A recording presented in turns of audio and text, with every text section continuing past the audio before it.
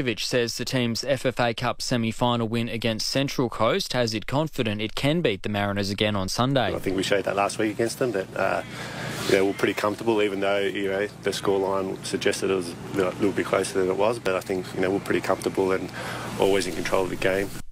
Now the 5AA forecast: showers today 26, tomorrow partly cloudy 27, partly cloudy and 33 on Saturday, mostly sunny Sunday 28, then a shower or two Monday 24.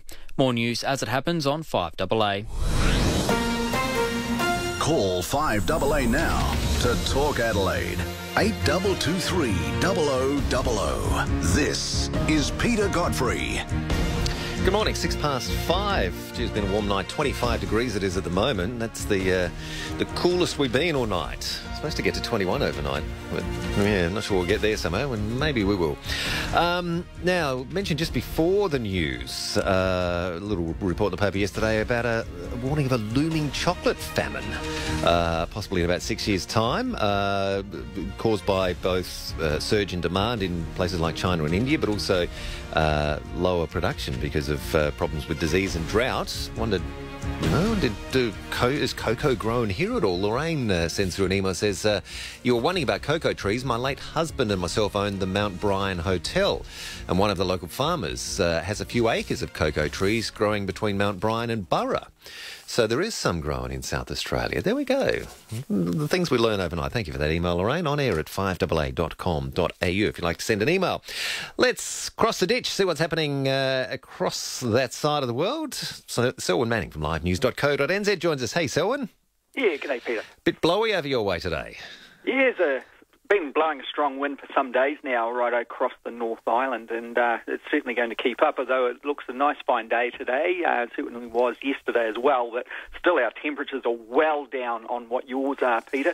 We're heading for a high probably of somewhere between 19 and 20 degrees, just peaking over that 20 degrees Celsius if the wind settles down a little bit. Okay. But that shows the difference. And if you look at the weather maps, I've been watching since the last few weeks. You've been talking about how South Australia's temperatures in particular are just soaring. Yeah. And looking at New Zealand's being colder than normal for November. If you look at the weather map, you see the strong gales and squalls are missing South Australia, and they're sweeping along those roaring 40s, but peeling down and clobbering New Zealand.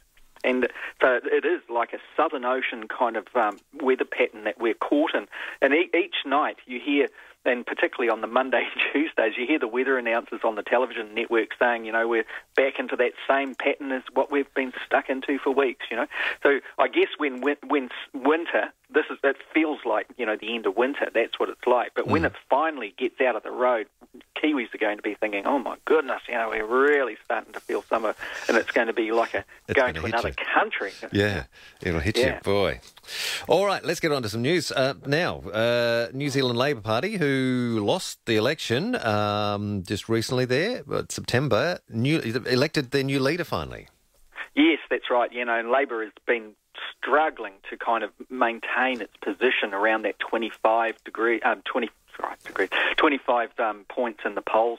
It sank down to around 22 in some of the polls, and it's kind of just floundering around there at the moment. And the big part of that is that it's been leaderless, Peter. It's had an acting leader in the role, and so it's gone to its primaries over the last month or so, and it's finally elected its new leader. The vote going to a third round after no clear outright winner was found in the initial preferential vote. So what's come through here is a trade unionist and former head of the powerful Engineers, Printers and Manufacturers Union. His name is Andrew Little. He's the new leader, and despite his union background, he's expected to position Labor as a pragmatic and more economically centrist kind of party. So it's an interesting kind of thing there. It's almost like Andrew Little knows how the Nationals that are in government here, how they're going to attack him. They're going to attack him as just a lefty trade unionist. Yeah. And Andrew Little has been pushing his credentials as being very much a negotiator, very much one of pushing, a resolution and a result through. His main opponent in the leadership here in the Labor Party was Grant Robertson, who is in his own right, he's obviously clearly a brilliant politician, is more than his equal of any minister the Nationals can put against him. But Robertson was rightfully labelled, in my view, Peter, Beltway Grant. And what that was an indication of how he's crafted his parliamentary political brand almost exclusively around the political elite of Wellington, the capital city. Right. Now, that doesn't, it would be the same in Australia, I'm sure. It doesn't wash if a politician is seen as just a Beltway kind of politician. They've got to get out there. Now, Grant Robertson is, he's respected from all sides of the House, and certainly would be a fantastic leader for Labor and giving it an energy and all of that type of thing. But Andrew Little, he came through. The contest was close. Andrew Little only won by really the solidarity that was shown by the union affiliates. So that's all the other unions, that they command a 20% proportion of the vote when they're selecting a Labor leader.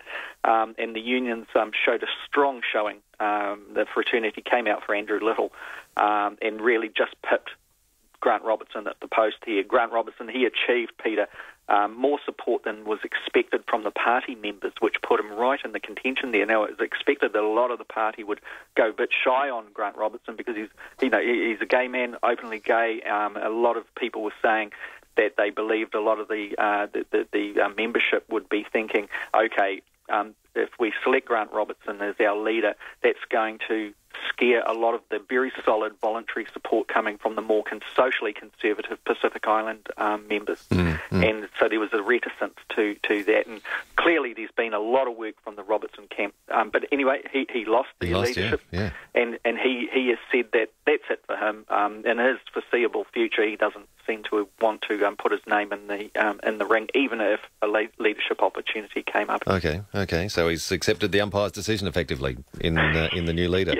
Picked up his bat and heading to the stand, or the changing room. Fair enough. So if it took, what would you say, 3 rounds before they were able to get a clear winner, so does it mean there's some divisions within the Labor Party, or what's going on there? Is it unified at all? Well, this is the big push. They're all trying to, and particularly the caucus is trying to show a sense of unity. After David Cunliffe, its last leader, was there, clearly the party was not unified, and once again they were trying to show that they were unified, but you could, and the Kiwi public obviously got a sense that they weren't, and turned off them in a big way. So those kind of things. I mean, to answer that really is the only way you can answer that question, Peter, is, time will tell. And also Andrew Little, that's one of his biggest challenges. The primary, it really does lay open how New Zealand Labor Party is made up of now, of 2 distinct movements. And this is my observations here. Some pundits see it slightly different, but one side of it is those who represent a philosophical base, position on identity politics, and social liberalism ahead of pragmatism and jobs. And there are those who, are the other side of the ledger here, who observe class right at the foundation of all policy, the impact on people and the various, the elite and the not-so-elite and those that are missing out, and advocate a centrally driven kind of pragmatism to policy. So that a policy that's going to work to get jobs there for those who are missing out, to allow, opportunity. And really this is the big thing for Labor, how it deals with the idea of meritocracy. And, the Andrew Little camp that has come through just is in that second thing. It says, people should be appointed on their merits, as opposed to whether or not they are, white, brown, male or female or whatever, where the identity politics, gay, etc., comes in. So there are 2 distinct camps in Labor. How they can reconcile themselves, time will tell. Once again, that's the key word. Would that be the big challenge that he'll face, particularly initially, to try to get those 2 camps together or on side? Yeah. Well, it's a complex one. In the caucus, his job is going to be, just like the Labor Party in Australia, all the different factions that are working for, in some ways they find common ground and have a mutual kind of drive, and other times they are self-destructive. It's the same here, exactly the same. So that is the challenge. I mean, if Andrew Little can find the key to that, no doubt some of those in Australia will be looking across and thinking, okay, we'll give that a crack. We'll give it a go, okay. But the other thing is the party, because the party, the party has 40% proportion of the vote for the leader, and the party was in favour of Grant Robertson. So it would show, in my view, that those representing not just a new, young, fresh face to the party, but those who are more interested, perhaps, in those identity politics drives, as opposed to the old Labor kind of way of making sure that everybody got a fair shot, so class at the base of it, and that and the party apparatus is something that is going to continue on. Obviously, the debates will go on within the party mechanism there. So, I mean, in some ways, it's very interesting because what it will do, Peter, is what will develop here will be either a movement that can rebuild itself and become relevant, or not, and that affects everything in the whole of the region, really. Yeah. So, how will Kiwis take to him, to Andrew Little? Once again, that's the key. Everyone's trying to figure out whether or not Labor is going to, one, get a lift in the polls, perhaps up over the 30%. If they do that, then they've got a shot at getting some momentum going. Andrew Little he's a no-fuss politician, He's the kind of guy that stand there and, he hasn't got that X factor. Like John Key, he's a showman. He can have, 100 to 1,000 people in a hall and have them in stitches of laughter. Yeah. The feel-good factor is with John Key. Andrew Little, he'll sit there and he'll get down to the nitty-gritty, and he'll shoot from, as the New Zealand Herald said, he'll shoot from the lip. Yeah, I saw that. Yeah. And that's the kind of guy. No fuss. He's not going to try and he's not going to go on the David Letterman show in the United States and stand there and be the fall guy for 10 questions, which John Key did. Are the Kiwis sick of, the clown-type act, or are they wanting to see a very serious, determined kind of unionist leading their country? Well, 3 years' time they'll get the chance of that if Labor is satisfied he's the one to take into an election. The Herald sort of did mean about the shoot from the lip style, but sort of made mention, his strength could be his weakness. Do you see it that way? The political editor Audrey Young wrote that, I think, and I think that's the same for any politician. Helen Clark's strength was she was, one, a very strong woman, determined woman. It was strong in organisation. She was solid and political, nous, a real details person. By the end of her run, she was a control freak. She was all over everything, blah, blah, blah. She was dividing the country between genders, So her strength became the accusations that her opponents placed. John Key's strength, he can engage with anybody, and people do feel at ease with him. But then, his weaknesses are he's too much of the clown. Yeah. So it'll be the same for Andrew Little. Audrey Young is absolutely right. Andrew Little's biggest strengths are going to end up being his. Well, put it this way, this is the attack line that he'll be suffering. Yeah, indeed. Time will tell. All right, so we'll just have a quick break, then we'll come back and talk about China. You've had an open letter to Kiwis from the Chinese president. Absolutely. Given our just recent signing of a free trade agreement with China, I think this will perhaps have some interest to us as well. Be right back with you, Selwyn Manning's with us from livenews.co.nz. Leon Biner. Violence against hospital staff by drug and alcohol-affected patients is a wake-up call to the government. 1,825 code blacks at one facility, security at Flinders, $8 million cost. What the damn hell are we doing about it? The government have got this idea, they're all patients. We can't differentiate. Leon Biner, weekday mornings from 9 on 1395, Adelaide's 5AA. Australians are remarkably generous with charity donations, but it's hard to keep track of so many worthy charities. Introducing a revolutionary not-for-profit online donation hub, DonatePlanet.com. At the Donate Planet website, donors can sign up for free and then donate to all their favourite charities in one central place. At the end of the tax year, you can download a single tax-deductible statement. Please register now online at DonatePlanet.com. Together, we can make a world of difference. Before you get off-road this summer, get into TJM's Equipped for Summer sale and get the deal of a lifetime. Buy any pair of TJM side steps and get the side bars free. Get a TJM Deal Outback bar and get an 8-ton snatch kit and 2 camp chairs free. Plus, there's 20% off TJM AirTech snorkels. So get 4x4 equipped for summer at TJM. 2 big locations, Main North Road Nailsworth and South Road St Mary's. The Mawson Lakes Hotel is one of the biggest in SA. But that doesn't mean they forget the little people. No way. Kids eat free at the Mawson Lakes Hotel Monday to Friday.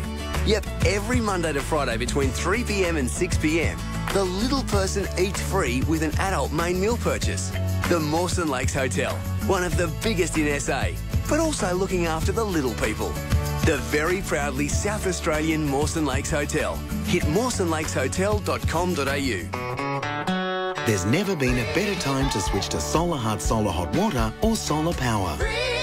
Switch now and you'll not only enjoy energy free from the sun, you'll also get up to 40 months interest free. Plus, you'll still get up to $2,000 in government incentives with any Solar Hut Solar Hot Water solar power combo. But hurry, our 40 months interest-free offer must end soon. Go to solarhut.com.au for details.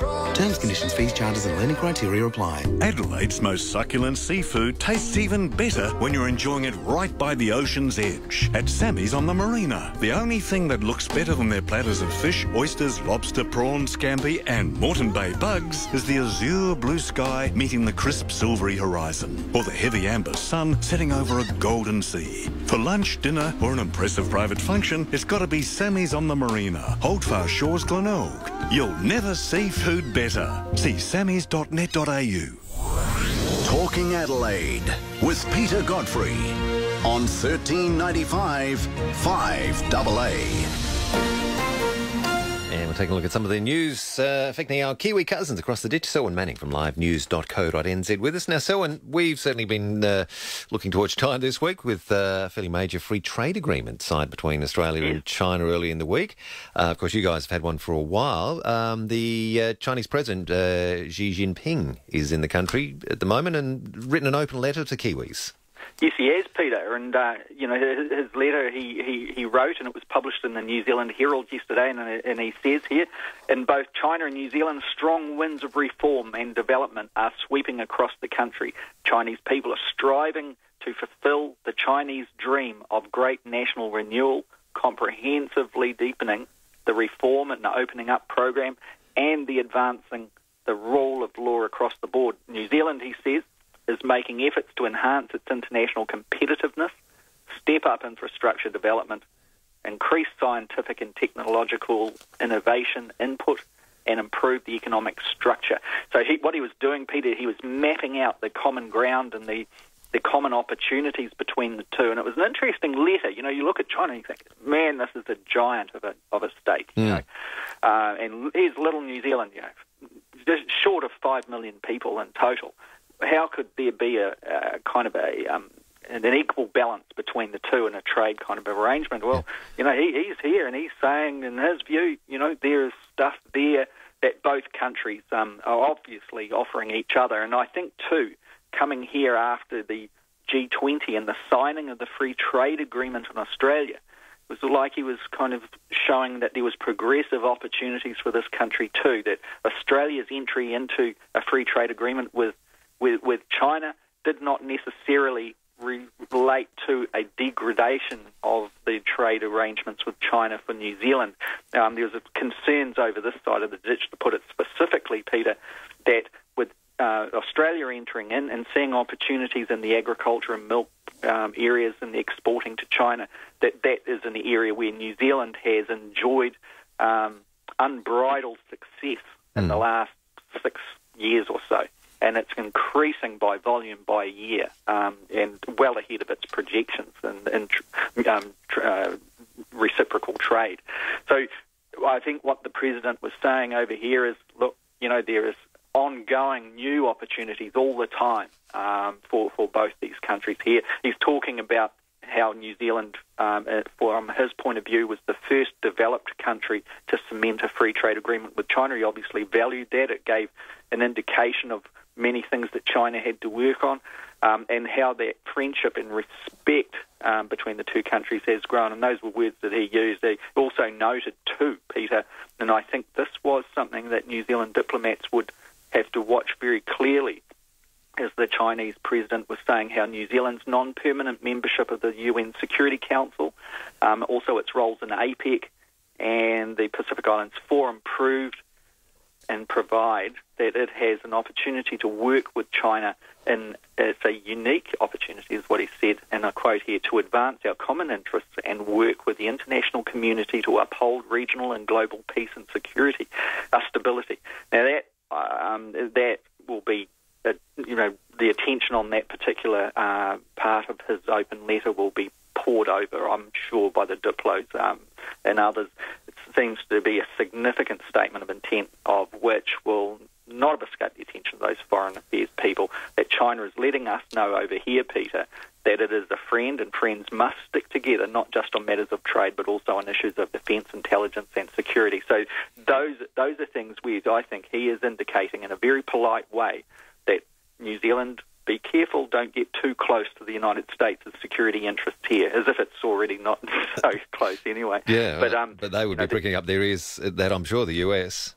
Absolutely. There are those like security analysts here, experienced academic man called Paul Buchanan, who comes from a security intelligence background in the United States, been working in New Zealand for some time.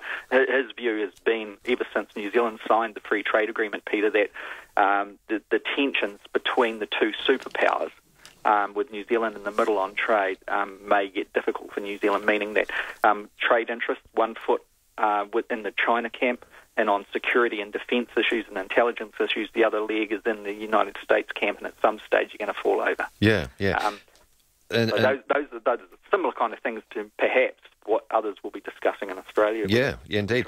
Just quickly on that, because we're just getting short of time here, but since that free trade agreement that New Zealand has signed with China, is there a sense that you get from the average Kiwi as to whether they're benefiting from it, or feel they're benefiting from it, or is there any doubt or concern or suspicion? Because this is sort of the path the discussion has been going down this week. People sort of concerned that we'll probably get the short end of the stick, and it's all about benefits for China.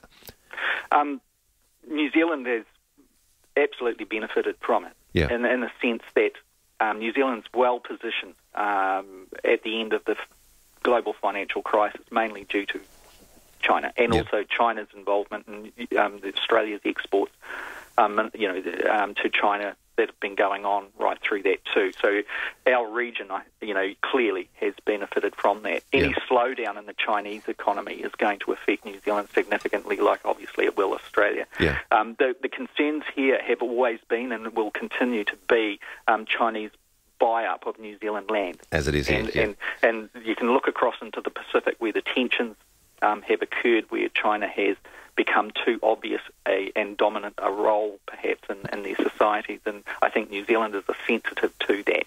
So to answer, but in the milk agricultural area in particular, New Zealand has been a huge beneficiary of this arrangement.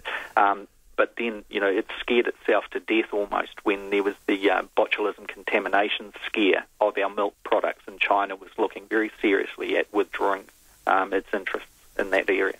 So a bit of competition from Australia on the patch is probably a really good thing for New Zealand in that respect. Yeah, indeed. Interesting. Well, we'll keep an eye on that as well, and wonder whether we'll get an open letter at some point as well. Yes, absolutely. I know, John Howard was trying to get a free trade agreement before Helen Clark's government. Yeah, well, this goes back 10 years or more, this free trade negotiations, So must be a good one. Yeah, well, let's hope so. Although some, saying, yes, there are negatives, but there's so many more positives for us. And I guess when you look at the size of, as you pointed out, you look at China, it's huge. I mean, geographically and population-wise, if it opens up, our businesses to effectively a customer base of 1.5 billion. Absolutely. It's, huge potential there. So, indeed, we'll watch it with interest. Good on you, Selwyn. Thank you so much for joining us on the program this week. Hope the winds ease up for you and you get some good weather over there. And we'll Take care, Peter. You too. We'll catch you again next week. Okay, bye-bye. Thanks, mate. Bye-bye. Selwyn Manning in New Zealand. Head to livenews.co.nz for more. And Stone's got all our news, and then you're welcome to join in. Whatever's on your mind, give us a call. 8223 0000.